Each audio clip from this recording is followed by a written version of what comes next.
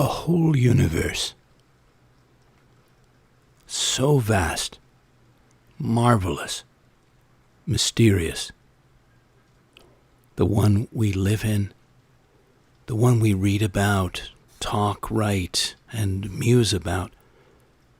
But why bypass the one as profound, as boundless, that lives not out there, but in here, inside each of us? We miraculous mirrors, microcosms, embodiers of that universe, its wisdom, energy, and wonder, awaiting our discovery, unveiling, expressing, in our own way, space, and time, the whole universe of you. Welcome to the latest Floating Poetry broadcast, and thank you for leaning in to the 72nd show in my ongoing weekly series, coming to you live from the Long Island coast, where the sandy body of the land meets the salty body of the sea. This is your poet and poetorialist, Colin Goedecke, a voice for living our days more poetically, more expressively, more soulfully. Last week we forayed into dimensions of letting go, of and into, releasings from whatever doesn't serve our own deeper well-being to openings into everything that does, that brings us to greater aliveness, wholeness, passion, and full self-expression. This week we're beholding the body, our bodies, yours, in all its beauty and mystery, physicality, subtle energies, and its possibilities. Seen through different cultural and historical lenses, wisdoms, and imaginations. Well, I'd like to ask you to think and feel as we go along on how you see your body in its tangible and intangible forms, its varied layers, how you're nurturing and nourishing it and them.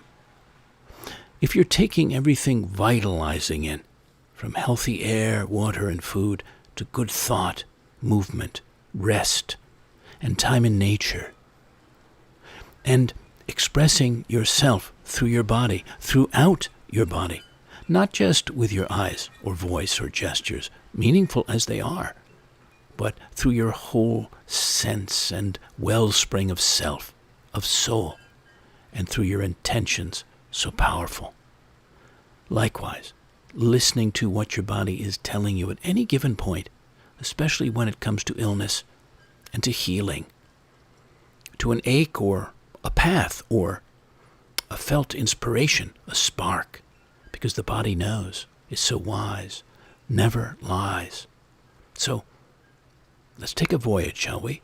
Maybe a fantastic one at turns here, into and across the body. This is for every single being alive. I was engaged in a workshop some years back with the remarkable Jean Houston, founder of the Mystery Schools, writer of many interesting books.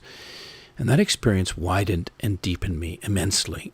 And this poem came out of it among many other understandings and connections. A 35 trillion cell wonder. That's you. All those cells orchestrating with vast intelligence a galaxy of processes, complexities inside your body without you thinking, from your breathing to your blood flow, enabling you to laugh, make love, give birth, swim, dream, live every moment. Talk about wonder. The poet Charles Simic has this poem, SIMIC, about being a bodyful explorer, maybe we could say. This is from 1971. The body. This last continent still to be discovered. My hand is dreaming, is building its ship. For crew it takes a pack of bones, for food a beer bottle full of blood. It knows the breath that blows north. With the breath from the west it will sail east each night. The scent of your body as it sleeps are the land birds sighted at sea. My touch is on the highest mast. It cries at 4 a.m. for a lantern to be lit on the rim of the world. Thank you, Charles Simic. And C.D. Wright has this one. It's called Flame. The breath, the trees, the bridge, the road, the rain, the sheen, the breath, the line, the skin, the vineyard, the fences, the leg, the water, the breath, the shift, the hair, the wheels, the shoulder, the breath, the lane, the streak, the lining, the hour, the reasons, the name, the distance, the breath, the scent, the dogs, the blear, the lungs, the breath, the glove, the signal, the turn, the need, the steps, the lights, the door, the mouth, the tongue, the eyes, the burn, the burned, the burning. Flame. Thank you, C.D. Wright. Well, while I was doing a poet in residency in 2016 in Cobble Hill, Brooklyn, I'd done several of them there, home of a brilliant brain surgeon and an event producer. Dear friends of mine, was much resident art in their residence, including framed x-rays that, apropos of our look at and into the body, so struck me, and I thought I'd include that in our sharings with you now. The x-rays are revealing in what they unconceal. Nothing social or sexual, more artful, more playful. One man's torso holds a many-fretted guitar, ready for inner music making, or a dog's head, nose wet, tongue a dangle. A woman is surprised in her bones to find an owl between her thighs, or a welder's goggles. Another, a bat flapping noiselessly through the filmy dusk. Quite a set of joints and hinges, cages, and craniums shadowing out into view. The X-rays. What have some notables and others said about the body? And you could add your own quotes that you might have about them, about this. Deepak Chopra, you can free yourself from aging by reinterpreting your body and by grasping the link between belief and biology. The Buddha, the secret of health for both mind and body is not to mourn for the past, not to worry about the future, or not to anticipate troubles, but to live in the present moment wisely and earnestly. Martha Graham, the body never lies. Abraham Hicks, your body is an absolute mirror of your mind. As you worry, your body shows it. As you love, your body shows it. As you are overwhelmed, your body shows it. As you are angry, your body shows it. Every cell of your body is being allowed or resisted by the way you feel.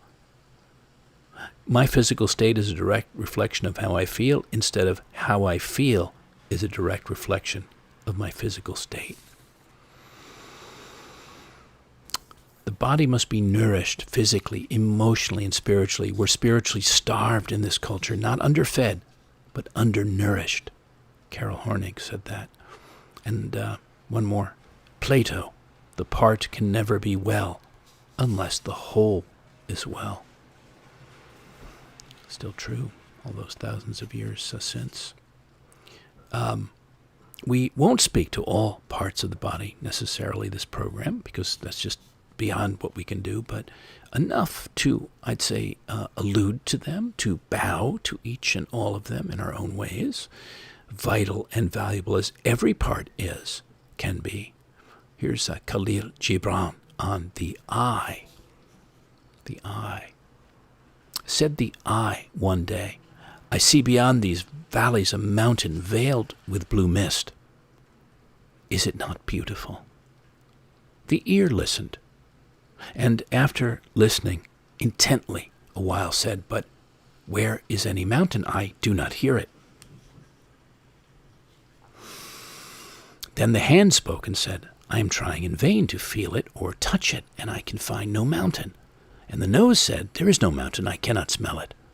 Then the eye turned the other way, and they all began to talk together about the eye's strange delusion.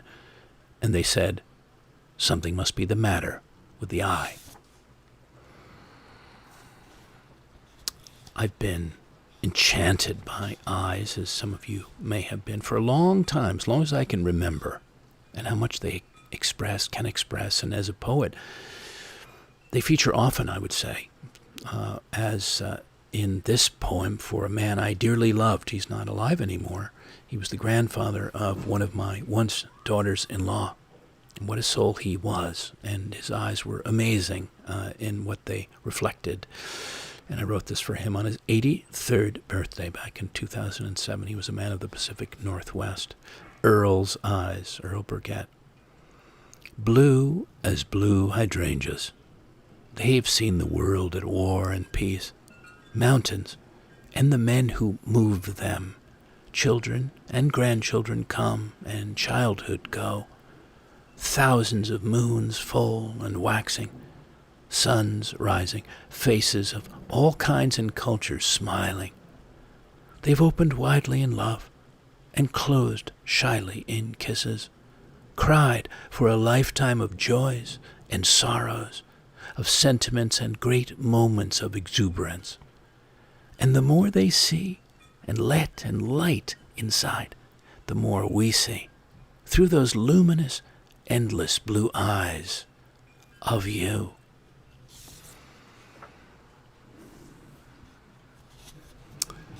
A Hand is Jane Hirschfield's poem. Maybe time to behold your own and see them anew, appreciate them more in other parts of yourself. A hand.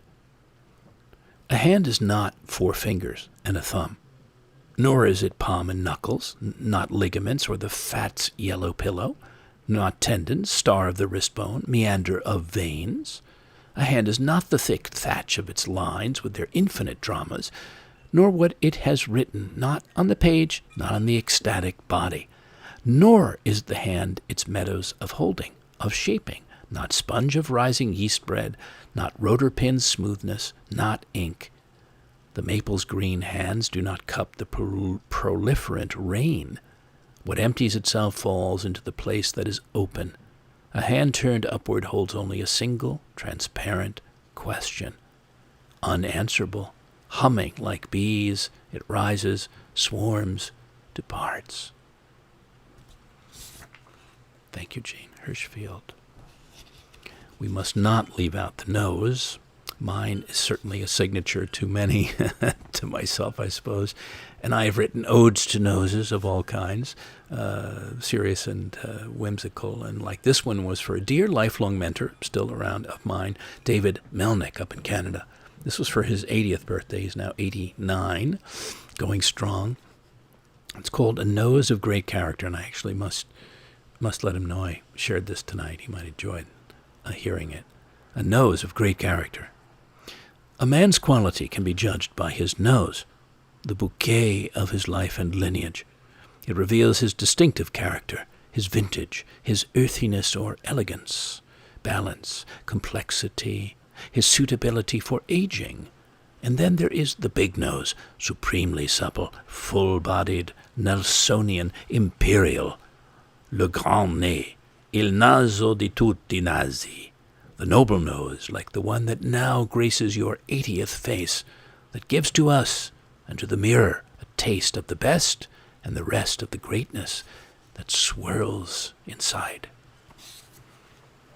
A nose of great character. Well, yes, I did write one for my own nose. I thought it needed to be, I don't know, immortalized, perhaps, in some way. So, Ode to a Nose. It starts with a quote by Blaise Pascal on Cleopatra's nose. Had it been shorter, the whole face of the world would have been changed. I'm glad for mine, the long aquiline form of it, the way it has shaped, informed my face, how I've faced myself in the world, and how the world has seen, sensed me. A nose for all seasons, sensitive receiver, perceiver of subtleties and reveries, indelible marker of now and ancient character, raised prow cutting confidently through daily sweet and salty waters, air-streamed cone navigating near and distant atmospheres, censor of sensuality, savoring everything from wines to ocean winds, and being savored, even sometimes deliciously enamored. Some of you may remember, if you had heard it, I had a whole program on number 52 on the ways and wilds of the heart. And this poem connects some physical and emotional dots, shall we say.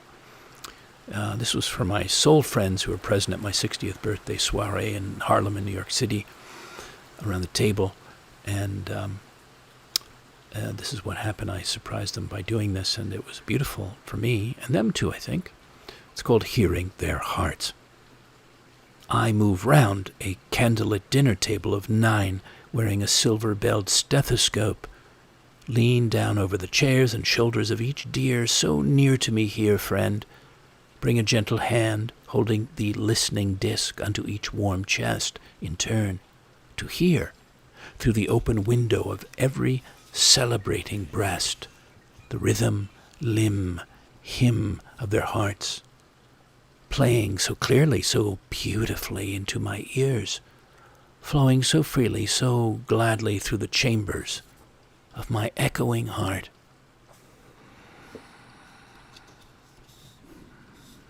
When we're fully in our centers of being, so much is possible. You would know if you've been there and more deeply and richly felt experiences, expressions, and expressibilities. Yeah. So this is the heart and the hara, the center of loving, balance, serenity, anahata, the center of source energy, gravity, sea of chi. Adjoining reservoirs, alcazars of vitalities, polar chest to solar plexus. When they meet well, speak clearly, flow freely one to the other. There's only great harmony with self, only true melody of self, a wildly vibrant life, symphony.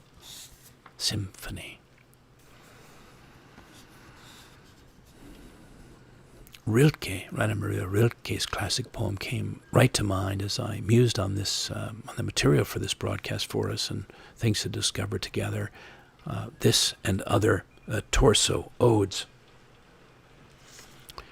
The archaic torso of Apollo. We cannot know his legendary head with eyes like ripening fruit, and yet his torso is still suffused with brilliance from inside, like a lamp in which his gaze, now turned too low, gleams in all its power. Otherwise the curved breast could not dazzle you so, nor could a smile run through the placid hips and thighs to that dark center where procreation flared. Otherwise this stone would seem defaced beneath the translucent cascade of the shoulders and would not glisten like a wild beast's fur, would not, from all the borders of itself, burst like a star. From here there is no place that does not see you. You must change your life. I thought it'd be interesting to follow. Thank you, Rilke. This his poem with Gregory Orr, O-R-R. His poem, available now, Archaic Torsos of Both Sexes. Though I'm modest as most, I couldn't help noticing certain parts of the statues have been polished to a high sheen by passing hands as the centuries passed. If it's a form of worship, it's not much odder or more perverse than the saint's stone toe kissed to a stub by fervent lips. And even though Plato suspected art almost as much as he suspected the body's curves, he did assert desire could lead to the true and beautiful.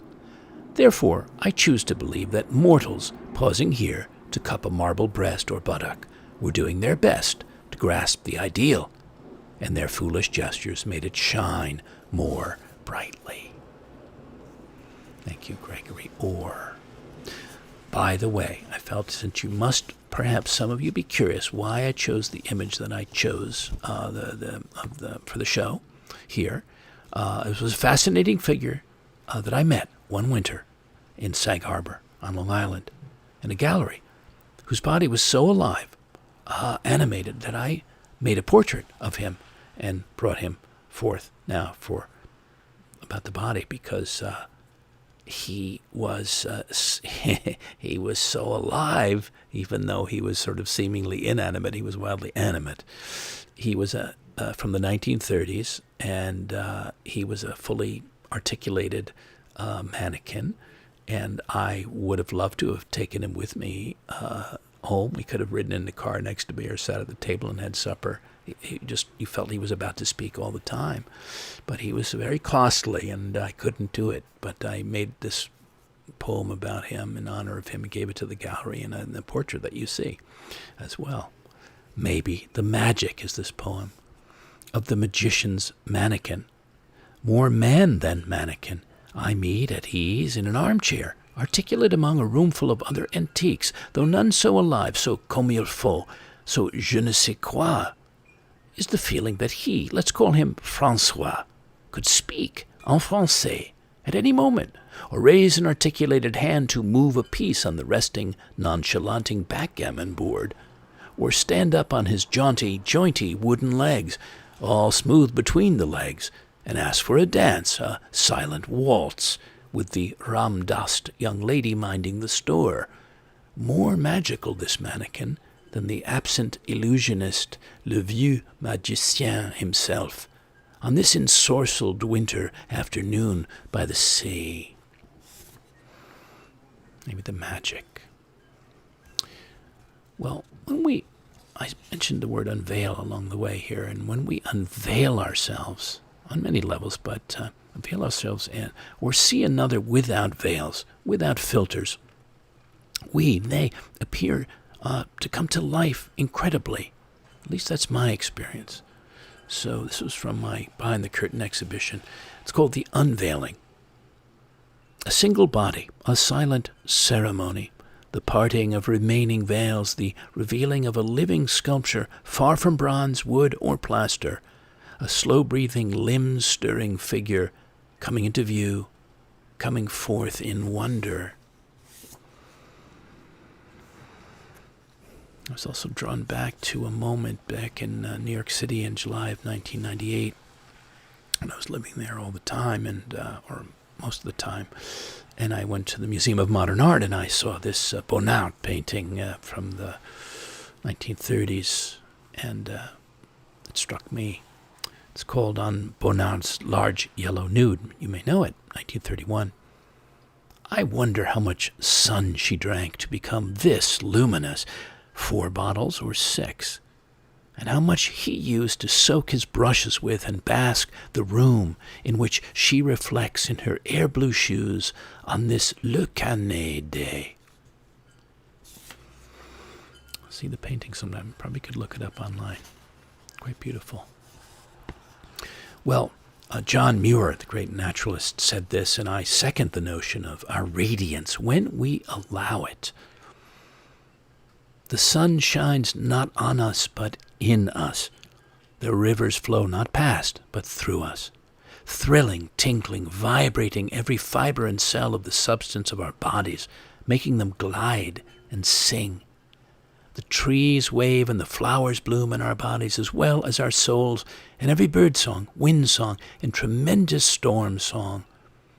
The rocks in the heart of the mountains is our song, our very own, and sings our love. That beautiful. Thank you, John Muir. He still has so much to tell us and talk to us about and share with us.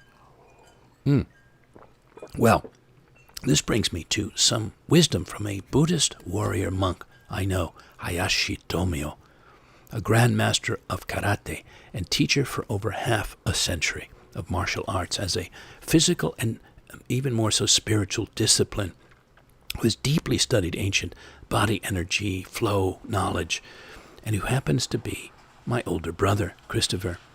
Well, if I can get this right tonight, I haven't done this before, here's a clip I'd like to play from him for us. And I asked if he would speak to this topic, to this theme. So let me see if I can play it for us for a few minutes.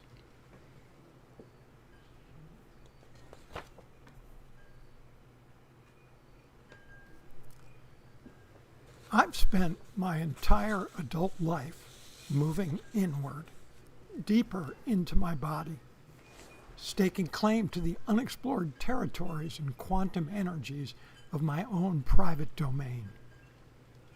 I believe our existence as a mind, as a body, as an emotional being, and as a spiritual entity is the weave of a seamless tapestry as vast and fathomless on the inside of us as the universe enveloping us from the outside.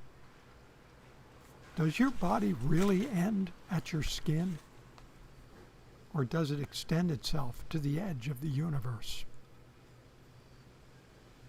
Did you know that your body is only 2% matter and 98% empty space?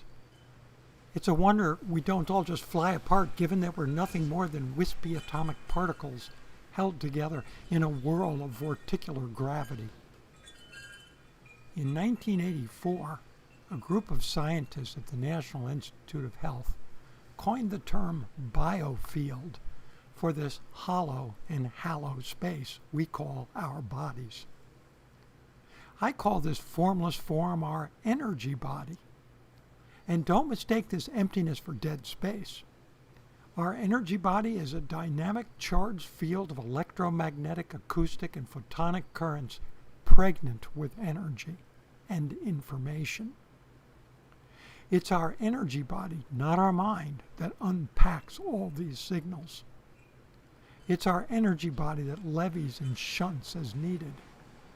It's our energy body that transacts like a living, thinking magnet with the radiating bodies of everything and everyone around us. It attracts and repels, absorbs and releases, fills and empties, all in accordance with and in an attempt to maintain each of our unique bandwidths of being. Your energy body extends approximately 3 to 5 feet around you at your healthiest. It's particularly strong within 1 to 3 feet. Perhaps that's why Western cultures stand the greatest distance from its members of its own species, measured at 12 inches. We like our privacy. We like our personal space. Stand too close to another and your energy body gets very intimate very quickly. Intimacy is, after all, closeness. For at close range, into me you see. Greater than 5 feet away, signals dampen, information flow shrinks, exchanges become more socially controllable. It's easier to hide intentions from another's sly decipher. You see, your energy body is far wiser than your mind is aware. Your body has its own set of invisible hands that know how to weigh the real value of your existence. If I gave you the finest cutting instrument in the world, you could never sever your mind from your body. This notion is an illusion. There is no gatekeeper that halts your body from climbing into your mind, nor a guard preventing your mind from aerating the earthiness of your bones and muscles, organs, and blood flow. Body is mind, mind is body. Mind is just a sliver of your own energy field that your ego is capable of perceiving. Consider this. In my training, I could stand in a room across from most of you in a chosen static pose, and you will lose 30 to 50% of your physical strength.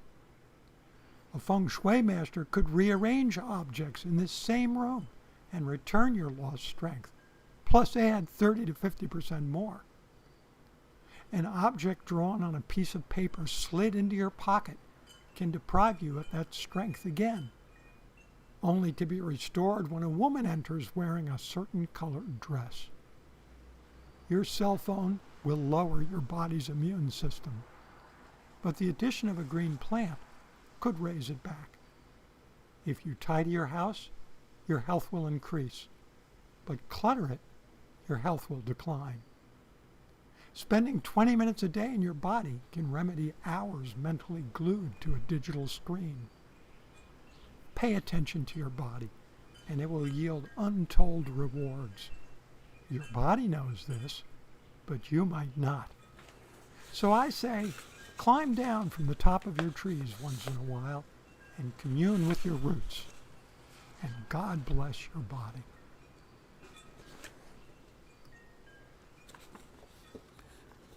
Well, many thanks to my elder brother for that. I hope that spoke to you in some interesting ways. Certainly did to me and does to me. I found this in Culture Decanted and Emerging Metaphors for the Human Body, that they are the cognitive tools through which we understand ourselves and the world. One of the primary metaphoric resources is the human body. Probably since we first became self-aware, we've been fascinated with our bodies psychologically and culturally. We can easily take a quick tour around our body to see how it influences how we conceptualize our reality through figures of speech. Head of the class, up to your eyes in trouble, a nose for mystery, don't give me lip. Keep a stiff upper lip, chin up, stick your neck out, shoulder the burden, keep at arm's length, up to your elbows. On the other hand, get something off your chest. My heart feels like it's bursting. I'm breathless. Feel it in my spleen. Don't have the stomach for it. She doesn't have the guts. Shake a leg, best foot forward, dip a toe in, etc. In a brilliant summation,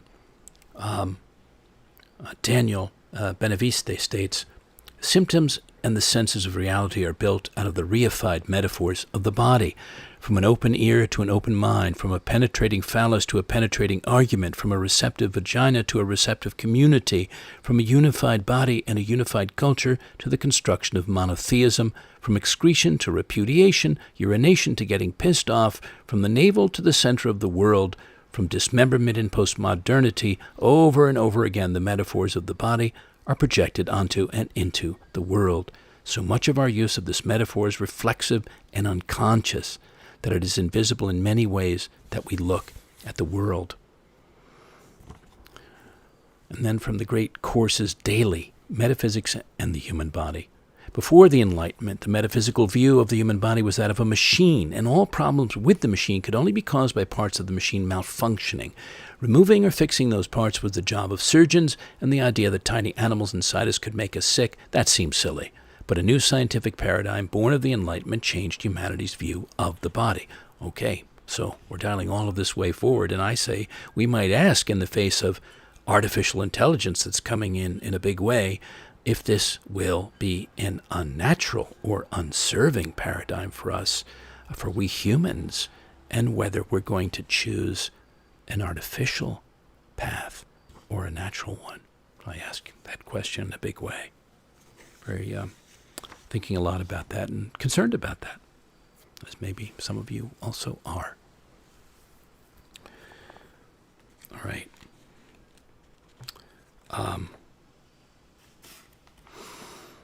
Stripped down to our essence is something to ponder, and how we can get painted or plastered over and less purely who we are, even our bodies in a way, let alone the rest of ourself and sense of ourself.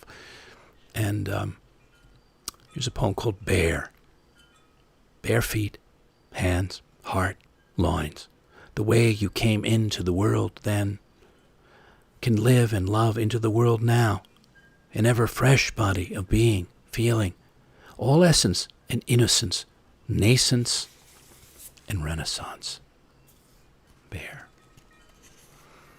And here's another. You carry your life in a bag of skin and bones, a portmanteau of matter-of-factness, with soft handles and room to hold a lifetime of meals and memories, ideas and injuries. A carrying case you never have to unpack, but sometimes need to fish inside.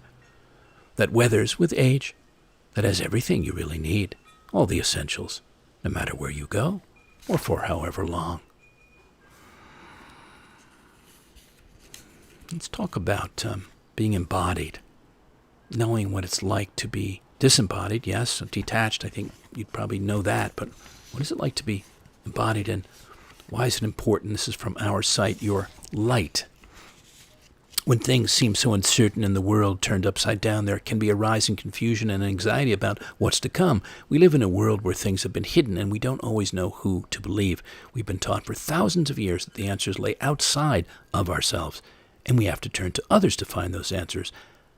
That we have to go through someone else to connect to divinity, well, that couldn't be further from the truth.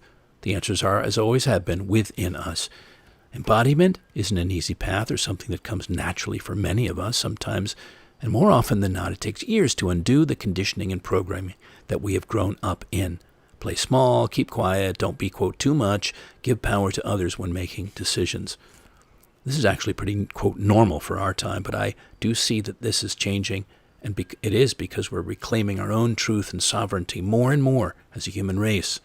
I see more and more women who are ready to live from their own deep, innate inner wisdom, who are ready to understand their bodies, to feel their own energy, maybe for the first time, and when they do, it's a powerful force that they almost always choose to follow.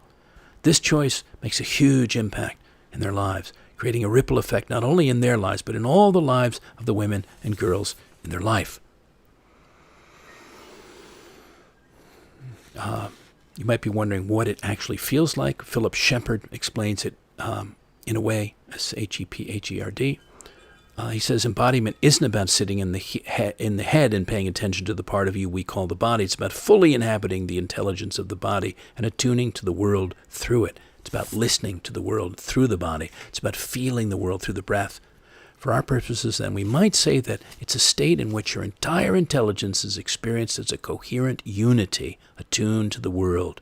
In that state, any distinction between, quote, mind and the body's energy becomes meaningless, as my good brother was just talking to us about. So the impact of true embodiment during this time is important because it allows us to feel inside of ourselves, to have gnosis, an inner knowing, or intuitive spiritual knowledge that comes from knowing your, quote, self, of what is true and what is false for us. It opens up our perceptions. We gain our strength in our voice and in our inner knowing so that not only do we see our truth, but can speak it and speak up for what isn't in our highest alignment, which is a bit of maybe an echo of my program earlier on letting go of what doesn't serve us. Last program, 71. Awareness of your body serves as this compass to help you feel more in charge of your life, and learning how to listen to and trust your body's signals is key. From the Bakken Center for Spirituality and Healing on how to get embodiment and why it matters. There are just one or two thoughts. For most of us, disconnecting from our bodies and movement might feel like the only option available. We privilege our thoughts and minds without being curious about their relationship to the rest of who we are. But doing this, we end up feeling out of balance with our community, our world, and ourselves. So, Shambhala Publications has an audiobook that might interest you, some of you, called The Pleasure is All Yours. It's about reconnecting to your inner sense of pleasure and joy through embodiment practices, which puts you in touch with the natural wisdom of your body and your ability to connect with others. So it's all about bodyfulness, including breathing and mindfulness and auditory release and dynamic movements. It's a very good audiobook. You might enjoy it. It's about 10 hours long, so there's a lot in there. I'm just passing that thought on. We've spoken earlier of centering yourself, and here's a question poem. Where's your center of gravity? In the ponderousness of your head, in the tidal basin of your heart, or the rivering valley of your hara? That third place, nexus, where everything unifies, where deep vitality springs, true equilibrium plies, where one's whole being coalesces, the body's soul evanesces. May be time to discover and enter the most vital center of life gravity, fulcruming barely a hand below your navel, to recover the wholeness of being, calling there for you, for all of us. And sort of maybe continuing that in a way, touching a bit more on getting embodied, fully and clearly embodied, and not disconnected, derailed by the outside world, the outside forces that work on us, and I would say the wrong ways are not the ideal or best ways. This poem, Heart, Gut, and Root. How much longer shall we stay under the sway, the potent and impotizing spell of society's seeming wisdom, when there are three faithful guides to follow that have been within each of us all along, a triune of telltales that faithfully show us how our life wind is really blowing and let us know where to set, keep, or alter course. Unerring guides we can learn to heed and trust, to lead us from deep inside out, without being led astray, however well-meaningly, by others who at most can only ever but guess unfathomably in. Yes, our heart, gut, and root. Pay attention to those. I was thinking, of course, of the beauty of just pure sensuality, and the place of the visceral is so vital and so elemental. And I felt that especially one winter and many other times. But this was on the Yucatan coast of Mexico. Sudor, sweat, summoning something visceral, probably prehistoric, man-musk, pungent, pure in its way, redolent of childhood, my father fragrant from summer labors round the yard and rose bushes, and me, a sweet-smelling boy of 6 or 7, inhaling that eau de cologne of exertion, of manly men born and bred before the big war, men exuding virility and vitality, the essence of a more vigorous life. So yes, calling yourself to your own sensuality, the sensuality around you, everywhere around you, because it exists far more than you may realize sometimes, and how delicious it can be, and to appreciate. This was another poem from another year in the coast of the Mayan coast of Mexico, 1998. La Señora, coffee hair, mulberry eyes, rhubarb lips, chestnut skin, olive freckles, raspberry nipples, mango breasts, vine-ripened beauty.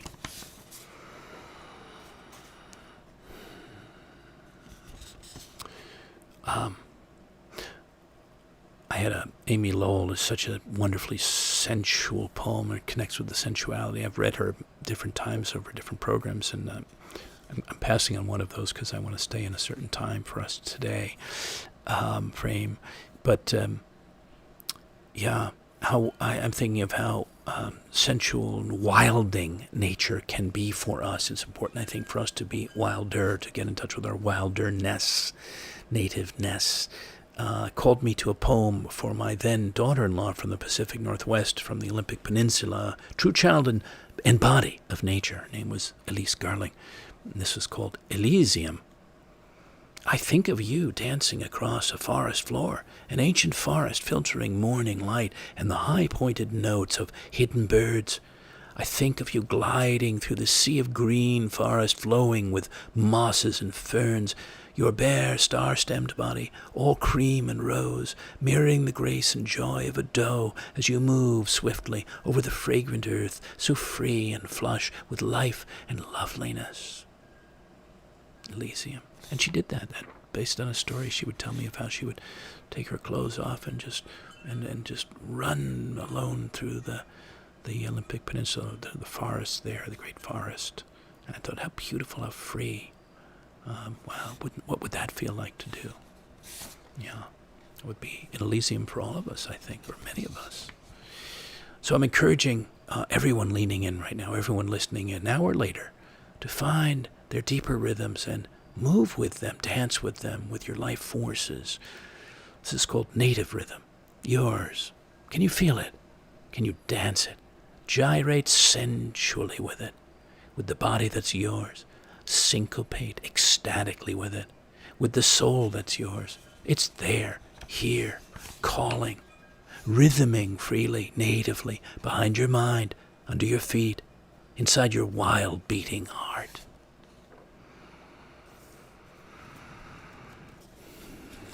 What about the transporting experience? I was musing on that too, of two greatly in-tune bodies, what they can make.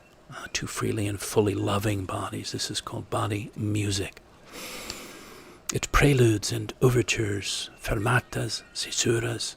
It's crescendos, glissandos, and diminuendos. It's flutes and strings, vibratos, tremolos, of lovers, each both tuning and conducting, concertizing, improvising, making a music only they can hear, playing deep inside their joining, orchestrating, resonating bodies.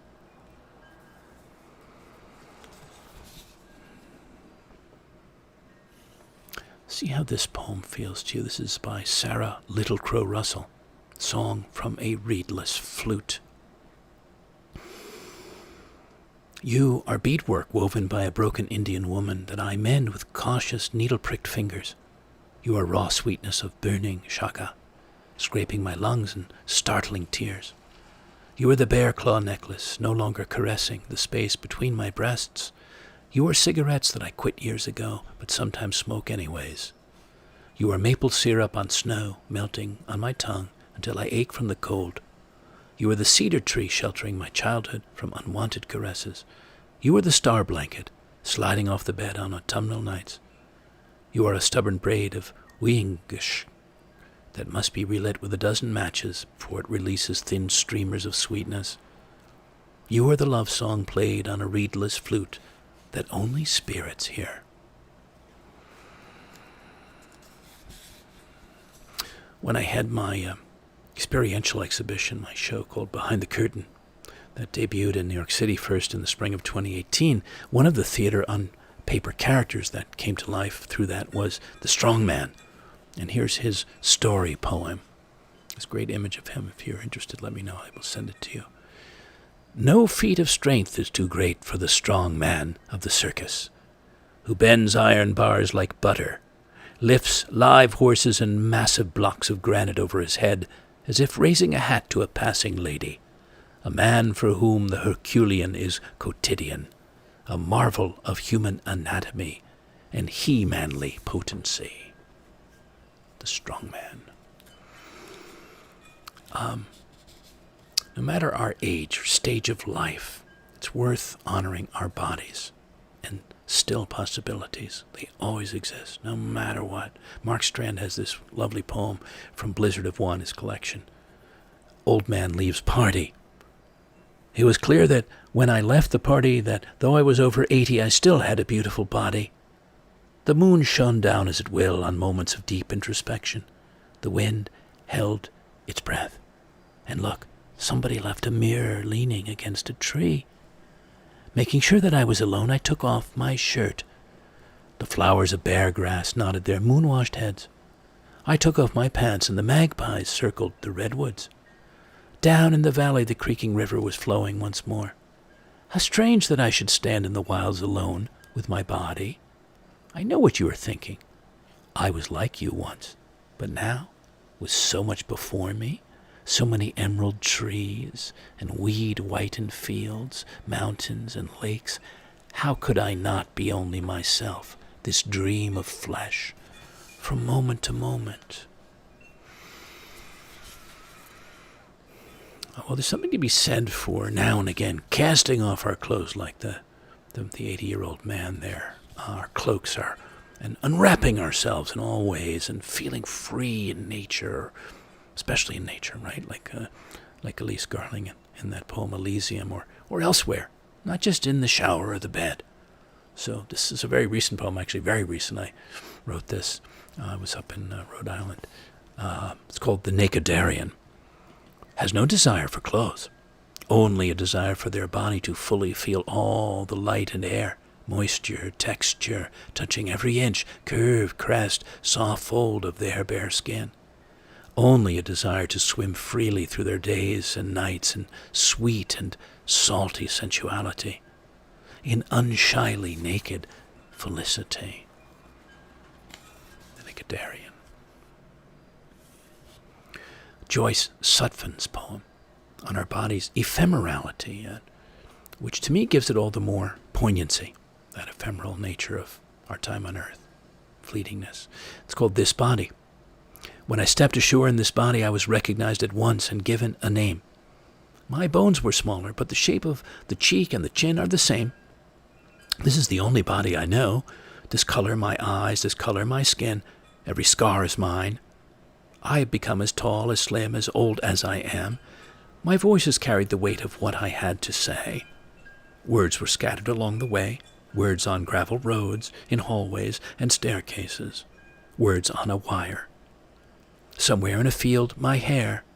Somewhere in a lake, my skin. Some rooftop where my gaze rested, some star, a wish. This is my address on earth, temporary, fragile, a name in the phone book, at the moment, alive. Thank you, Joyce Sutphen.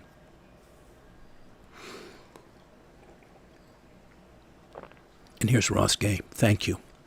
His poem, Thank You.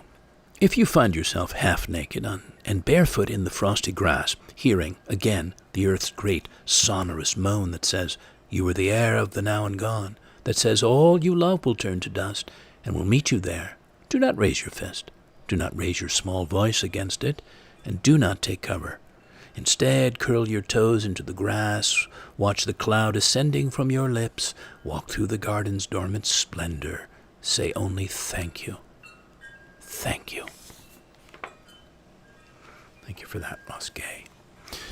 My brother talked about this, Tomio, our wind warrior, and I thought I'd come back in a sort of a little fuller way, perhaps, because even if it seems esoteric to you, it's really not.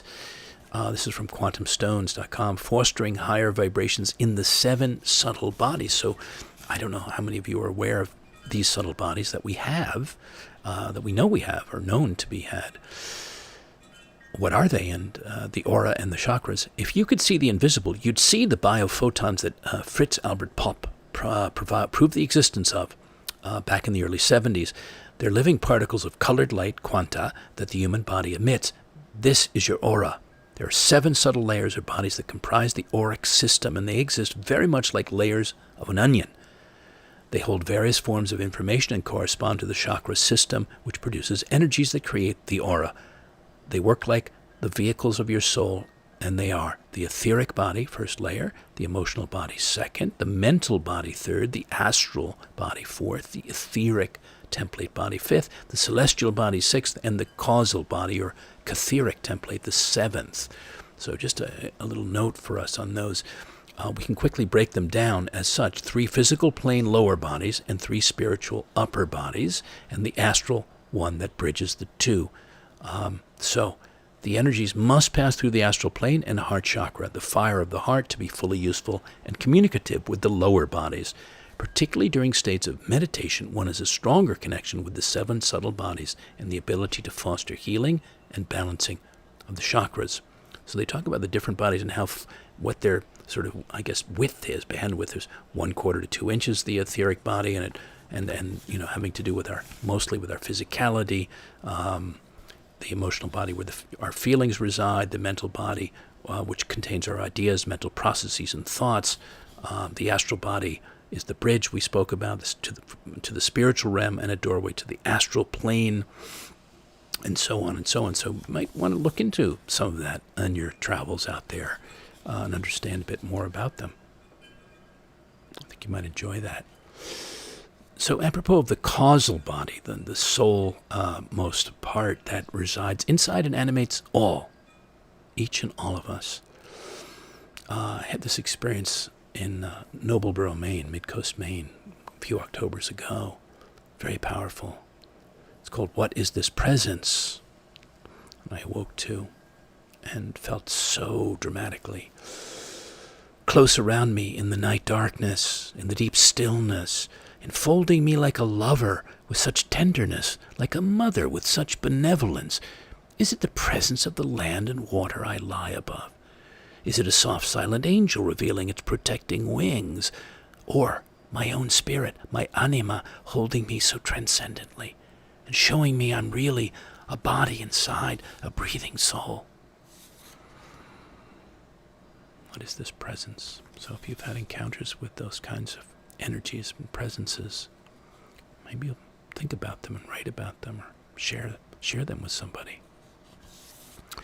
I'd like to share one more of it as we sort of come to our last segment of things.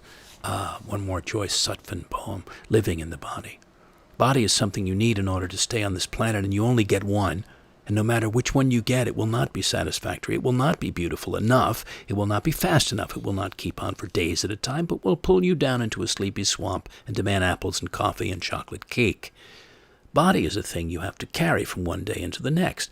Always the same eyebrows over the same eyes and the same skin when you look in the mirror, and the same creaky knee when you get up from the floor, and the same wrist under the watch band.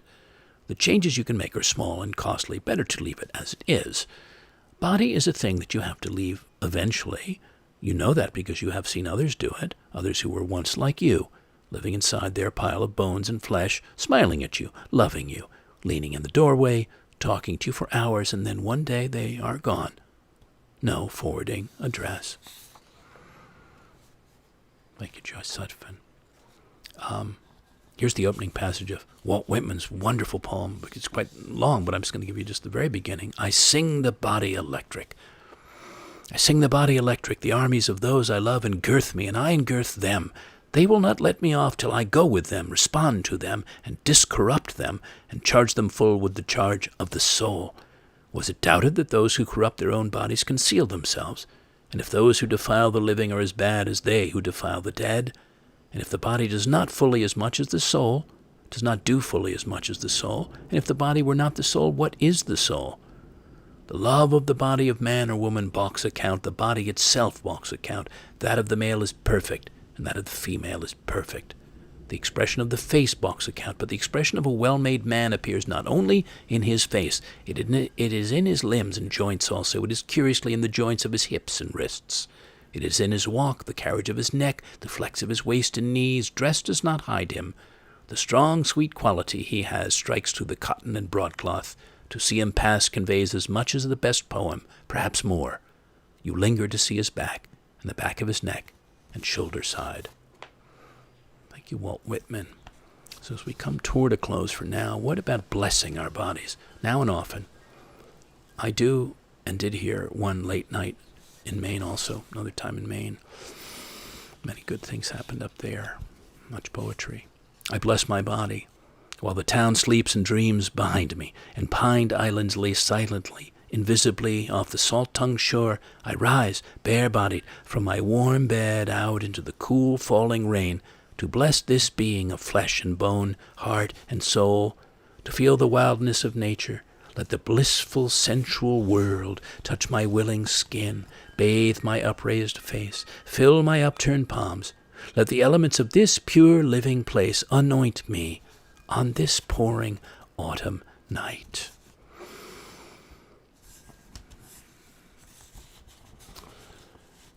The Uruguayan writer, wonderful, Eduardo Galeano, said it well. Window on the body.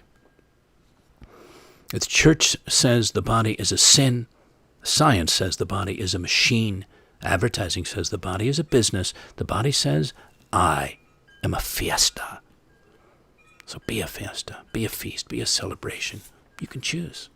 You can choose. Okay, next to last.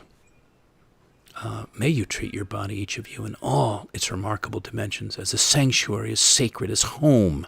And see what happens, what you discover, where it leads. Home. It's not a bungalow on a blue Canadian bay. It's not a green-shuttered room on an island in the Aegean.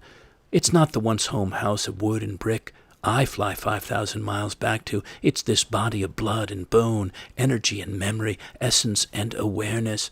It's this self I make thousands of feelings, thousands of healings into.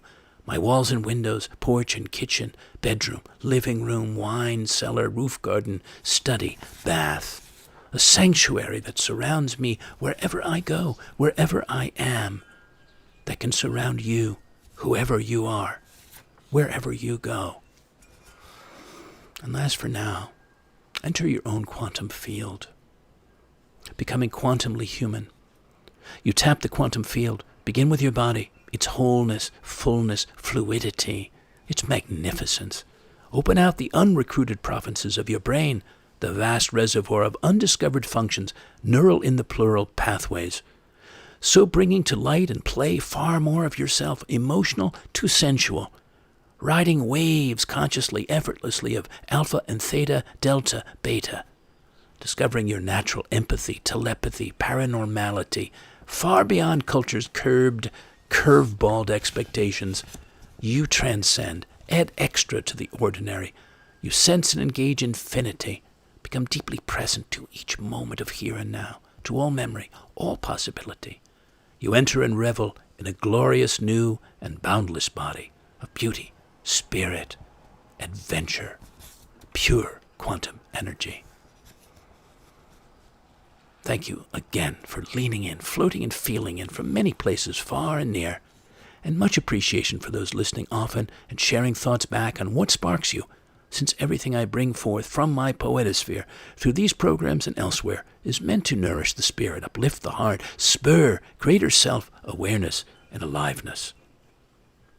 If you liked this or an earlier program and wish to make a donation, I'd welcome your gift by PayPal or Venmo or directly through my site or by mail to me at P.O. Box 1032, Westerly, Rhode Island 02891. And patrons wishing to host me, as always, on part of their own or another property that I do from time to time as a working poet in residence for several weeks or more to bring forth a flight of poetic art and dedicate it to you, to them, let's have a conversation. I also welcome fellow artists who collaborate with on projects, musical to theatrical, and producers, directors, or others seeking a poetic voice for a production. Meanwhile, you can hear all my broadcasts online as replays. I hope you'll lean in again next week, or soon again. Until then, dear listeners, here's to appreciating the workings and wonders, sensings and gracings of our earthly bodies, our energy bodies, your own body, no matter what its age or form. Each one of us a singular body of work in progress. And since it's the only one we have that enables us to live and move and love through life and the world, wise to ever better listen to and understand it and tend daily to its well-being. Goodbye for now, and good spirits.